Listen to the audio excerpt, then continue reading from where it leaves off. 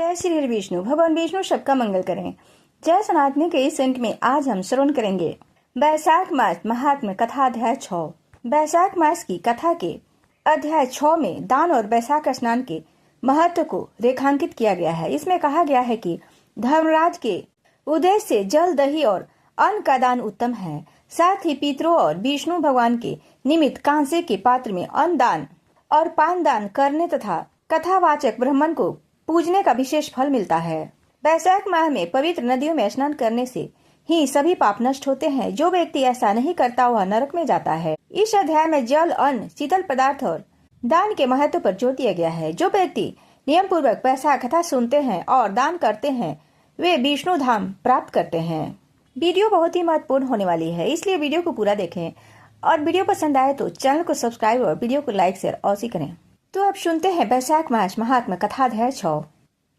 अध्याय 6 में भागवत कथा के श्रवण और कीर्तन का महत्व तथा वैशाख मास के धर्मों के अनुष्ठान से राजा पूरी आशा का संकट से उद्धार। सूत देव जी बोले, मेष राशि में सूर्य के स्थित रहने पर जो वैशाख मास में प्रातः काल स्नान करता है और भगवान विष्णु की पूजा करके इस कथा को सुनता है वह सब पापों से मुक्त होकर भगवान विष्णु के परम धाम को प्राप्त होता है। इस विषय में एक प्राचीन इतिहास कहते हैं जो सब पापों का नाशक, प्रतिकारक, धर्मानुकूल, वंदनीय और पुरातन है। गोदावरी के तट पर शुभ ब्रह्मेश्वर क्षेत्र में महर्षि दुर्वासा के 2 शिष्य रहते थे जो परमहंस, ब्रह्मनिष्ठ, उपनिष्ठ द्विधा में परिनिष्ठित और इच्छा रहित थे। वे भिक्षा मात्र भोजन करते और पुण्यमय जीवन बिताते हुए गुफा में निवास करते थे। उनमें से एक नाम था सत्यनिष्ठ और दूसरे का नाम था तपोनिष्ठ।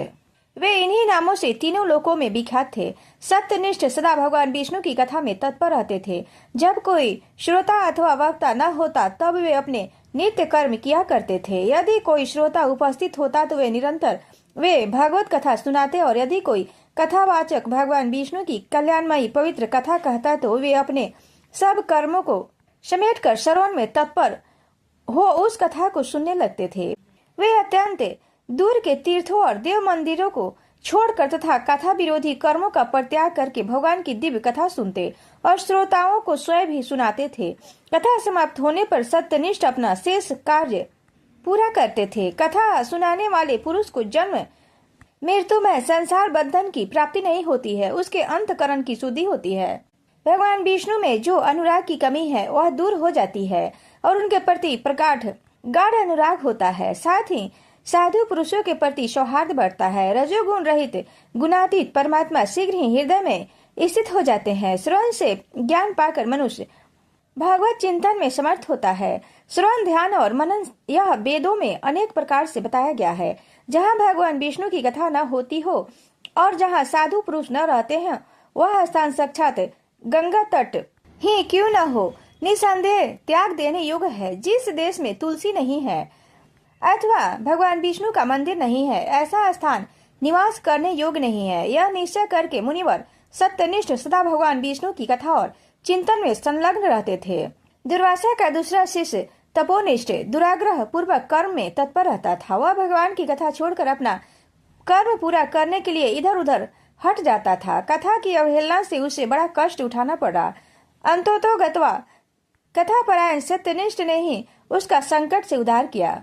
जहाँ लोगों के पाप का नाश करने वाली भगवान विष्णु की पवित्र कथा होती है वहाँ सब तीर्थ और अनेक प्रकार के तीर्थ स्थिर रहते हैं। जहाँ विष्णु कथा रूपी पुण्यमयी नदी बहती रहती है उस देश में निवास करने वालों की मुक्ति उनके साथ ही हो जाती है। पूर्व काल में पंचाल देश में पुरीआसा नाम के राजा थे जो पुण्यशील एवं बुद्धिमान राजा भूरियासा के पुत्र थे। पिता के मरने पर पुरीआसा राज सिंहासन पर बैठे। वे धर्म की अभिलाषा रखने वाले, शूरता, उदारता आदि गुणों से संपन्न और धनुर्वेद में प्रवीण थे। उस महामती नरेश ने अपने धर्म के अनुसार पृथ्वी का पालन किया। कुछ काल के पश्चात राजा का धन नष्ट हो गया। हाथी और घोड़े बड़े बड़े रोगों से पीड़ित होकर मर गए। उनके राज में ऐसा भारी अकाल पड़ा जो मनुष्य का अत्यंत विनाश करने वाला था। पंचाल नरेश राजा पुरीआसा को निर्बल जानकर उनके शत्रुओं ने आक्रमण किया और युद्ध में उनको जीत लिया। तदंतर पराजित हुए राजा ने अपनी पत्नी शिखिनी के साथ पर्वत की कंदरा में प्रवेश किया। साथ में दासी आदि सेवक गण भी थे। इस प्रकार छिपे रहकर राजा मन ही मन विचार करने लगे कि मेरी यह क्या अवस्था हो गई है। मैं जन्म और कर्म से शुद्ध हूँ, माता और पिता के हित में तत्पर रहता हूँ, गुरु भक्त, उदार ब्राह्मणों का सेवक, धर्मपरायण, सब प्राणियों के प्रति दयालु, देव पूजक और जितेंद्रिय भी हूँ। फिर किस कर्म से मुझे यह विशेष दुख देने वाली दारिद्रता प्राप्त हुई है? किस कर्म से मेरी पराजय हुई और किस कर्म के फल स्वरूप मुझे यह वनवास मिला है? इस प्रकार राजा चिंता से व्याकुल होकर राजा ने खिन्न चित्त से अपने सर्वज्ञ गुरु मुनि श्रेष्ठ याज और उपयाज का स्मरण किया। राजा के आह्वान करने पर दोनों विद्वान मुनीश्वर वहां आए। उन्हें देखकर पंचाल प्रिय नरेश सहसा उठकर खड़े हो गए और बड़ी भक्ति के साथ गुरु के चरणों में मस्तक रखकर प्रणाम किया। फिर वन में पैदा होने वाली शुभ सामग्रियों के द्वारा उन्होंने उन दोनों का पूजन किया और विनीत भाव से पूछा, विप्रवरो, मैं गुरु चरणों में भक्ति रखने वाला हूँ। मुझे किस कर्म से यह दारिद्रता, कोष, हानि और शत्रुओं से पराजय प्राप्त हुई है? किस कारण से मेरा वनवास हुआ है और मुझे अकेले रहना पड़ा? मेरे न कोई पुत्र है, न भाई है, न हितकारी मित्र ही है। मेरे द्वारा सुरक्षित राज्य में यह बड़ा भारी अकाल कैसे पड़ गया? ये सब बातें विस्तार पूर्वक मुझे बताइए। राजा के इस प्रकार पूछने पर वे दोनों मुनीश्वर कुछ देर ध्यान मग्न हो इस प्रकार बोले, राजन, तुम पहले के 10 जन्मों तक महा पापी व्याध रहे। तुम सब लोगों के प्रति क्रूर और हिंसा परायण थे। तुमने कभी लेस मात्र भी धर्म का अनुष्ठान नहीं किया। इंद्रिय संयम तथा मनोनिग्रह का तुम में सर्वथा अभाव था। तुम्हारी जिह्वा किसी प्रकार भगवान विष्णु के नाम नहीं लेती थी। तुम्हारा चित्त गोविंद के चरण बिंदुओं का चिंतन नहीं करता था और तुमने कभी मस्तक नवाकर परमात्मा को प्रणाम नहीं किया। इस प्रकार दुरात्मा व्याध का जीवन व्यतीत करते हुए तुम्हारे 9 जन्म पूरे हो गए। 10वां जन्म प्राप्त होने पर तुम यहाँ पर्वत पर पुनः व्याध हुए। वहाँ सब लोगों के प्रति क्रूरता करना ही तुम्हारा स्वभाव था। तुम मनुष्यों के लिए यम के समान थे, दयाहीन, शास्त्र जीवी और हिंसा परायण थे। अपनी स्त्री के साथ रहते हुए राह चलने वाले पथिकों को तुम बड़ा कष्ट किया करते थे। तुम बड़े भारी सठ थे। इस प्रकार अपने हित को न जानते हुए तुमने बहुत वर्ष व्यतीत किए। जिनके छोटे छोटे बच्चे हैं, ऐसे मृगों और पक्षियों के वध करने के कारण तुम दयाहीन दुर्बुद्धि को इस जन्म में कोई पुत्र नहीं प्राप्त हुआ।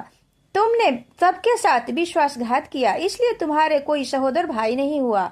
मार्ग में सबको पीड़ा देते रहे, इसलिए इस जन्म में तुम मित्र रहित हो। साधु पुरुषों के तिरस्कार से शत्रुओं द्वारा तुम्हारी पराजय हुई है। कभी दान न देने से दोष के कारण तुम्हारे घर में दरिद्रता प्राप्त हुई है। तुमने दूसरों को सदा उद्वेग में डाला, इसलिए तुम्हें दुखदायी वनवास मिला। सबके अप्रिय होने के कारण तुम्हें असहाय दुख मिला है। तुम्हारे क्रूर कर्मों के फल से ही इस जन्म में मिला हुआ राज भी छीन गया। वैशाख मास की गर्मी में तुमने स्वार्थ वर्ष एक दिन एक ऋषि को दूर से तालाब बता दिया था और हवा के लिए पलाश का एक सूखा पत्ता दे दिया था। बस जीवन में इस एक पुण्य के कारण तुम्हारा यह जन्म परम पवित्र राजवंश में हुआ है। यदि तुम सुख, राज, धन, धन्य आदि संपत्ति, स्वर्ग और मोक्ष चाहते हो अथवा सायुज्य एवं श्री हरि के पद की अभिलाषा रखते हो तो वैशाख मास के धर्मों का पालन करो। इससे सब प्रकार के सुख पाओगे। इस समय वैशाख मास चल रहा है। आज अक्षय तृतीया है। आज तुम विधि पूर्वक स्नान और भगवान लक्ष्मीपति की पूजा करो। यदि अपने समान ही गुणवान पुत्रों की अभिलाषा करते हो तो सब प्राणियों के हित के लिए प्याऊ लगवाओ। इस पवित्र वैशाख मास में भगवान मधुसूदन की प्रसन्नता के लिए यदि तुम निष्काम भाव से धर्मों का अनुष्ठान करोगे तो अंतःकरण शुद्ध होने पर तुम्हें भगवान विष्णु का प्रत्यक्ष दर्शन होगा। यूं कहकर राजा की अनुमति ले उनके दोनों ब्राह्मण पुरोहित, याज और उपयाज जैसे आए थे वैसे ही चले गए। उनसे उपदेश पाकर महाराज पुरोयासा ने वैशाख मास के संपूर्ण धर्मों का श्रद्धा पूर्वक पालन किया और भगवान मधुसूदन की आराधना की। इससे उनका प्रभाव बढ़ गया तथा बंधु बांधव उनसे आकर मिले। तत्पश्चात वे मरने से बची हुई सेना को साथ ले बंधु सहित पंचाल नरेश के समीप आए। उस समय पंचाल राजा के साथ राजाओं का पुनः संग्राम हुआ। महारथी पुरोयासा ने अकेले ही समस्त महाबाहु राजाओं पर विजय पाई। विरोधी राजाओं ने भागकर विभिन्न देशों के मार्गों का आश्रय लिया।